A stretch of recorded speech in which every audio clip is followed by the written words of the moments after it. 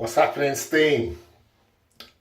Yeah, today I just want to talk a little bit about, um, I guess, people's interpretations, people's take on what cryptocurrency, Bitcoin, blockchain is, and its potential impact in the future. And this is really coming off the back of last week, as I was mentioning before, I went to the Tech in Ghana conference, and as part of day two of the conference, there was a round table talking about um, Bitcoin stroke blockchain and its potential impact in Africa and Ghana. And essentially, the majority of people there were new to cryptocurrencies in general. And so a lot of the session was kind of taken up by talking about what it is. And there was actually differing views as to what it was, in my view, or shall I say, there were different flavors to which the conversation took. And there were kind of three main parts. The first part was people talking about ICOs, because every time I go to any sort of meetup around cryptocurrency, ICO always seems to be the flavor of the day. And then there was one guy who got my back up a little bit. He was okay. I talked to him afterwards, but he kind of declared that, you know, he loved blockchain, but he hated cryptocurrencies. And, you know, it's just kind of this massive declaration. And kind of, I dug a little deeper as to what he meant. And basically, he saw a use for the technology within a private blockchain context. And to me, that's a bit of a misnomer, because if you are using blockchain, or essentially the database architecture part of the blockchain, in a private context, you're kind of basically losing the essence of what is actually going on and what is actually, in my view, valuable about the blockchain. And I've been thinking over the last couple of days the best way to express it without making it too complicated. And in my mind, you can sum up the whole blockchain technology about with one word, and it's about ownership. Right now, I think online we live in an era of permissioned ownership. And what I mean by that is that, take for example your bank account. If you're privileged to have a bank account, your access to your money is based on a permissioned basis. So basically, you can access your money as long as your bank gives you the permission to access your money. And this comes alive for me, particularly when I go abroad.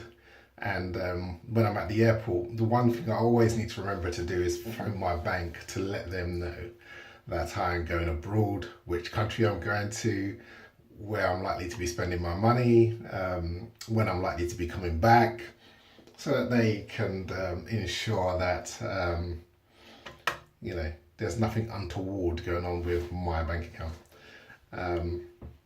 And you kind of realize more and more how permissioned your bank account is. So, for example, if you wanted to transact in a foreign currency and you wanted to allow people to send you money in, say, euros or dollars, then you have to ask your bank's permission, and they'll give you 15 hurdles to jump over in order to do that. So it's all kind of based on a permission basis. For example, if you decide that you want to go on a wild spending spree, you'll find pretty soon your bank will stop those charges and give you a ring maybe and inquire as to your activities. And while this is all around protecting you, allegedly, it lets you know in no uncertain terms that it's really about being permissioned. And if you've ever been in a position where you've had a large amount of money being transferred to your bank, you might have noticed that there are kind of queries coming in from your bank around where that money is coming from. So it's kind of all permissioned, and like you can extend that to pretty much any account that you open online, because essentially they're all based on private servers. So for example, your Facebook account, your YouTube account, your Google account, these aren't your accounts. They are permissioned accounts to which you have a permissioned ownership, as I will call it. However, the whole thing around the blockchain, for me, the essence is around moving into a space where you have true ownership. You have true ownership, for example, with Bitcoin, of your money. That's pretty much like having cash in your pocket. Something which you really can't have online in any other context.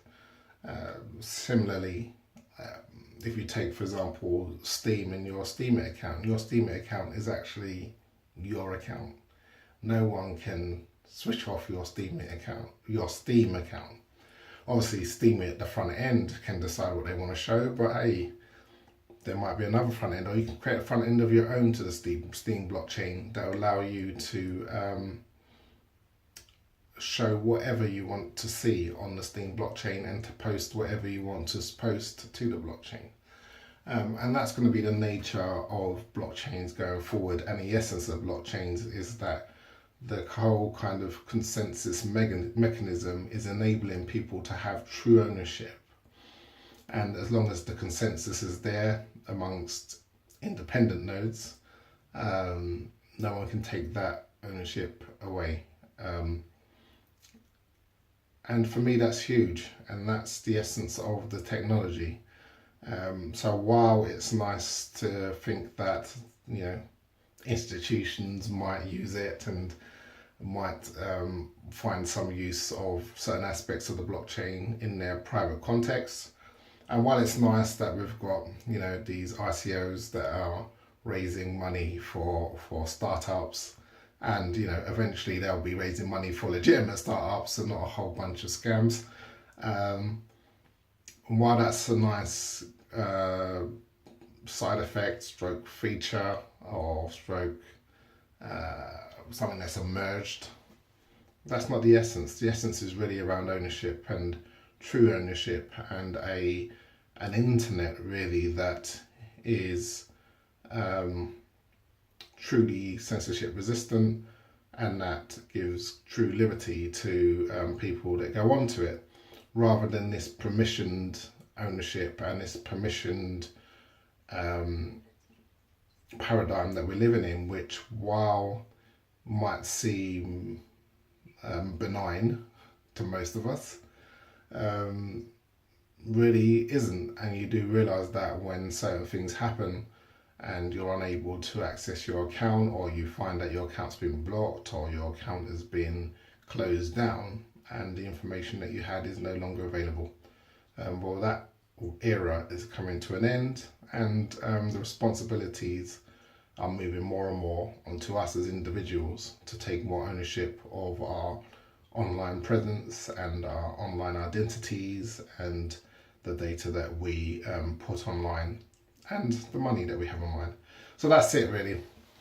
Just a quick thought around what the whole cryptocurrency blockchain space means to me. And, you know, I'm still learning and still formulating in my mind the importance of this technology, as are most people. There are no experts. Anyway, I'm gone.